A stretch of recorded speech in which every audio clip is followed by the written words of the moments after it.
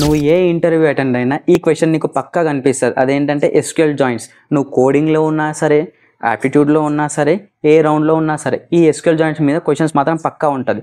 So అది ఈ వీడియోలో క్లారిటీగా డిస్కస్ చేద్దాం. So welcome to SQL Zero to Hero Day 20. So అసలు జాయింట్స్ అంటే ఏంటి? సో జాయింట్స్ ఎప్పుడు వాడతాం?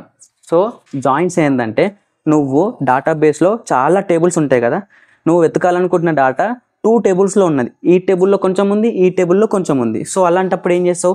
ఈ 2 టేబుల్స్ని జాయిన్ చేసి ఫైనల్ రిజల్ట్ నువ్వు తెచ్చుకుంటావు. సో దానికి మనం జాయిన్ అనే కాన్సెప్ట్ని యూజ్ చేస్తాం. సో ఈ జాయిన్ ఎప్పుడు వాడదాం అంటే, ఈ టేబుల్ ఉంటుంది, ఈ టేబుల్ ఉంటుంది కదా.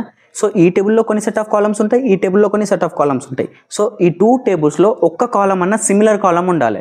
సపోజ్ ఇందులో కాలంలో నేమ్ అనే కాలం ఉందనుకో, ఇందులో కూడా నేమ్ అనే కాలం ఉండాలి. సో అలాంటప్పుడే మనం 2 టేబుల్స్ని జాయిన్ చేస్తాం. సిమిలర్ కాలమ్స్ లేకపోతే మనం జాయిన్స్ అనేది అసలు చేయలేము. ఈ టేబుల్లో నేమ్, ఐడి, మార్క్స్ ఉన్నాయి.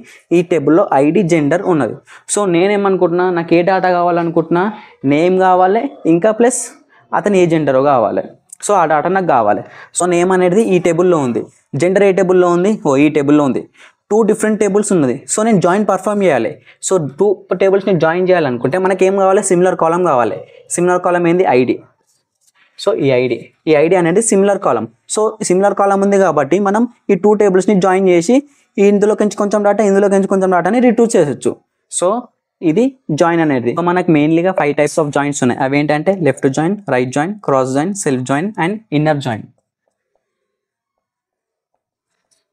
సో ఈ 5 జాయింట్స్ మీద ఆల్రెడీ నేను 5 వీడియోస్ చేసా. కాన్సెప్ట్ ఎక్స్ప్లెయిన్ చేసా, కోడ్ ఎక్స్ప్లెయిన్ చేస్తా, ఎలా వర్క్ అవుతుందో కూడా ఎక్స్ప్లెయిన్ చేస్తా. ఈ 5 జాయింట్స్కి డిఫరెన్స్ ఏందో కూడా ఎక్స్ప్లెయిన్ చేస్తా. సో ఈ వీడియోస్ మీకు కావాలంటే జస్ట్ కమెంట్ సెక్షన్లో SQL అని కమెంట్ చేయి, నేను డైరెక్ట్గా మీకు పంపించేస్తా.